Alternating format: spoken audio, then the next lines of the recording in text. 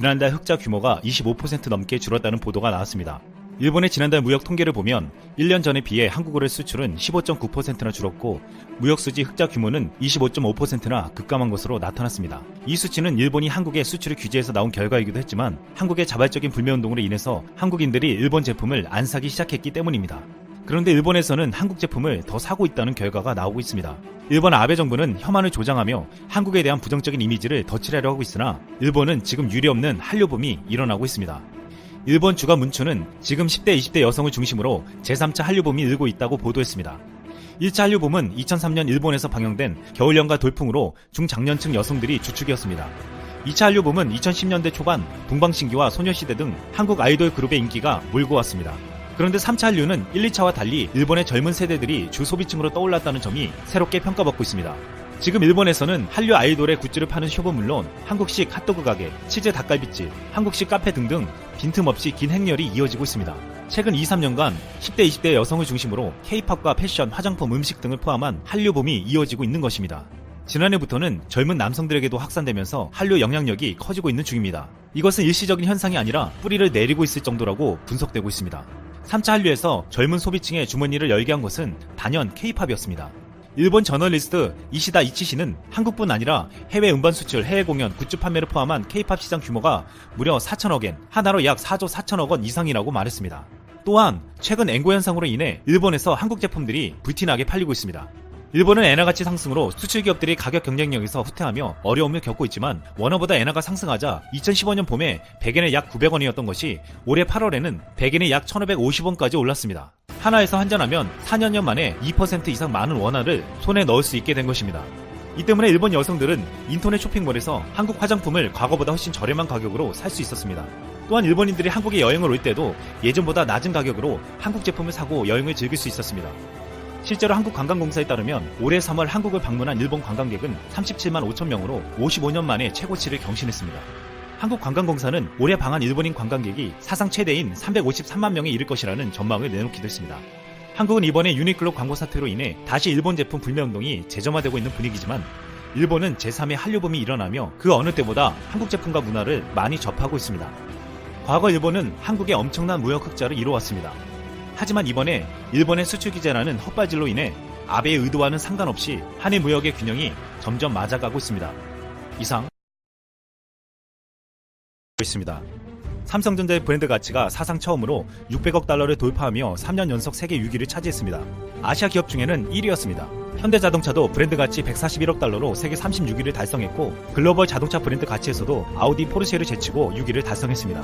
LG도 매출과 영업이익에서 세계 최대 가전업체인 미국 월프를 제치며 세계 1위 가전회사에 등극했습니다. 우리 기업들은 글로벌 시장에서 세계 각국의 기업들과 경쟁해서 이기며 놀라운 실적을 내고 있습니다. 하지만 최근 한국 기업들을 위협하며 거세게 추격해오고 있는 나라가 있습니다. 그것은 과거 한국과 비슷한 품목에서 경쟁했던 일본이 아닌 중국이었습니다. 최근 LG 디스플레이는 전체 인원의 25%를 감축한다는 소식을 전했습니다. 삼성 디스플레이와 LG 디스플레이는 동시에 탈-LCD를 선언했습니다. 아직까지도 전세계 디스플레이 시장에서 가장 큰 비중을 차지하는 LCD를 중국 기업에게 빼앗겼기 때문입니다. 중국 업체들은 저가 물량 공세로 삼성과 LG를 밀어내버렸습니다.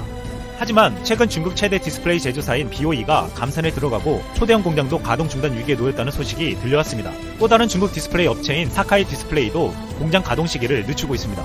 그 이유는 LCD 업계의 전반적인 불황과 LCD 패널 가격이 현금 원가 수준까지 떨어졌기 때문입니다. 결국 정부 보조금을 앞세워 LCD 패널 생산량을 급격히 늘렸던 중국 업체들은 스스로 위기에 봉착하게 된 것입니다. 한국 기업들은 중국 기업이 장악한 LCD 시장을 뛰어넘어 새로운 디스플레이 시장을 선점하려 하고 있습니다. 삼성은 퀀텀 닷에 13조를, LG는 OLED에 3조를 투자하며 중국 기업들이 따라오지 못하게 만들겠다는 계획입니다. 또한 중국 화웨이는 올해 초 삼성 갤럭시 폴드보다 먼저 폴더블 폰을 내놓겠다고 선언한 바 있습니다. 하지만 결국 화웨이는 삼성보다 2달 늦게 내놓게 되었습니다. 갤럭시 폴드가 안으로 접는 인폴딩 방식을 택한 반면 화웨이는 바깥으로 접는 아웃폴딩 방식을 택했습니다. 전문가들은 인폴딩 방식이 아웃폴딩보다 개발 난이도가 높고 내구성도 강하다고 말하고 있습니다. 삼성도 아웃폴딩 방식을 검토한 바 있었지만 버닝 현상과 내구성 때문에 포기했지만 화웨이는 이 기술을 선택한 것입니다. 일부에선 화웨이가 기술력이 없음에도 삼성을 의식하고 먼저 내놓으려는 과욕을 부린 것은 아닌가에 대한 지적도 나왔습니다. 결국 화웨이는 폴더블 폰을 내놓았는데 이마저 미국의 화웨이 제재로 인해 구글 앱을 설치 못하는 폰이 되어버렸습니다. 그동안 불법적인 기술 탈취로 성장해왔다고 의심받는 화웨이는 미국에 의해 제재를 받게 되었고, 이는 화웨이의 폴더브폰이 국내용으로 사용될 수밖에 없는 실패작으로 끝나게 될 것으로 전망되고 있습니다. 중국 조선업은 한국을 뛰어넘어 세계 1위를 차지했지만 이 또한 한계를 드러내고 있습니다. 중국 최대 조선업체 중국 선박공업은 2017년 수주한 프랑스 LNG선을 2번이나 인도를 지원했습니다. 이것은 원래 한국 업체의 수주가 예상되었으나 중국 업체가 10%나 싸게 가격을 제시하자 프랑스는 막판에 중국 업체로 바꾸었습니다. 하지만 다른 일반 선박들과 다르게 LNG선은 고급 기술이 필요해 중국 기업들은 이를 감당하지 못했습니다. 중국 조선 업체들은 중국 정부의 지원을 받아 저가 수주 전략으로 수주를 따냈지만 기술력 부족으로 품질이 낮을 뿐더러 납기일조차 제대로 지키지 못해 고객사들로 하여금 중국의 조선업계에 등을 돌리게 만들었습니다. 이 같은 상황이 되자 전 세계에서 한국 조선업체들에게 LNG선 수주가 몰리고 있는 상황이 되었습니다. 앞으로 조선업의 불황도 예상되고 있고 선박 건조 시 환경 기준까지 지켜야 하기에 기술적인 경쟁력이 없는 중국 조선업의 붕괴는 멀지 않았다는 분석이 나오고 있습니다. 중국은 그동안 불길하는 기치를 내걸고 정부의 전폭적인 재정 지원과 저가 전략으로 한국 기업들을 추격해왔습니다. 심지어 기술 탈취라는 등 수단과 방법을 가리지 않았습니다. 결국 중국은 과욕을 부린 나머지 심각한 부작용을 겪지 않을 수 없게 되었습니다. 중국 고사에 한단 지보라는 말이 있습니다. 제 분수를 잊고 무턱대고 남을 흉내내다가 이것저것 10일 핵 잠수함 건조를 공식 인정한 것을 보도했습니다. 한국 해군이 장거리 순항 미사일과 탄도미사일을 탑재한 잠수함을 손에 넣으면 한국 해군 잠수함은 일본을 공격할 수 있는 능력을 손에 넣게 된다고 우려했습니다. 한국 해군 잠수함의 대공격 태세 시뮬레이션을 해보면 한국은 일본 전역에 장거리 순항 미사일과 탄도미사일을 발사하는 것이 가능해진다는 것입니다. 현재 핵잠수함을 보유하고 있는 나라는 유엔 안보리 상임이사국인 미국, 러시아, 중국, 영국, 프랑스 5개국 및 인도와 브라질 총 7개국에 불과합니다. 한국 해군이 원자력 잠수함을 손에 넣으면 몇 안 되는 잠수함 보유국 대열에 합류할 수 있다는 것입니다. 이미 지난 2003년 노무현 정권에서 핵 잠수함을 건조하려 했으나 여러가지 문제로 자초된 바 있습니다. 하지만 최근 북한의 SLBM 위협이 점점 심해지고 있고 이에 대응하기 위해 한국이 핵 추진 잠수함 전력 등을 갖춰야 한다는 주장이 강해지고 있습니다. 군사 전문가들은 북한의 SLBM을 방어하기 위해서는 북한 잠수함 기지 앞에 오래 잠항할 수 있는 핵 추진 잠수함을 배치해 북 잠수함을 추적 감시하고 북 잠수함이 미사일을 쏘기 위해 발사관을 열면 즉각 어뢰로 격침시켜야 한다는 주장을 해왔습니다. 북한이 지난 2일 신형 잠수함 발사 탄도미사일 SLBM 북극성 3형 시험 발사에 성공하면서 북한이 연말 목표로 한 3000톤급 신형 탄도미사일 잠수함 개발을 완료하면서 SLBM 3개에서 4개를 탑재할 수 있는 능력을 갖게 되며 이는 동북아시아 군사안보 판도를 바꾸는 게임 체인저가 될 수 있다고도 보고 있습니다. 이 때문에 군사 전문가들은 북한 탄도미사일 잠수함을 감시하려면 물속에 오랫동안 고속기동할 수 있는 핵 잠수함 외에는 대안이 없다고 주장하고 있는 것입니다. 전문가들은 핵 추진 잠수함 3개만 갖고 있으면 북한 잠수함을 완벽히 감시할 수 있다고 말하고 있습니다. 해군의 자주국방 네트워크의 연구 용역 결과에 따르면 핵 잠수함은 7년 안에 1조 3천억 원에서 1조 5천억 예산으로 국내 개발이 가능하다고 합니다. 한국은 세계 5위권인 원자력 기술력이 있기에 가능하다고 했습니다. 과거 한국이 핵 잠수함을 개발하려 했을 때 미국은 강력하게 반대했지만 최근 북한의 SLBM 미사일 개발로 인해 미국도 한국의 군사전력 강화를 허용하고 있습니다.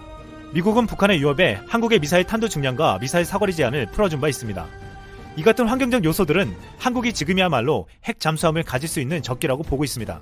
일본은 2019년 군사력 순위에서 2단계를 뛰어오르며 한국보다 앞선 6위를 기록했습니다. 아베 정권은 일본이 군대를 가지고 전쟁을 할 수 있는 나라로 만들겠다며 헌법을 바꾸려고 하고 있습니다. 또다시 군사 대국화를 꿈꾸고 있는 것입니다. 하지만 한국이 자신들이 가지지 못한 핵추진 잠수함을 갖겠다고 하자 부러워하며 불안감을 표출하고 있습니다. 아직까지 일본은 독도를 자신들의 땅이라고 우기고 있고 한국과 추후에 바다에서 충돌할 여지가 있기 때문입니다. 한국은 핵 잠수함을 북한의 위협 때문에 가지려고 하고 있지만 일본은 우리의 핵 잠수함 보유로 스스로 위협을 느끼고 있는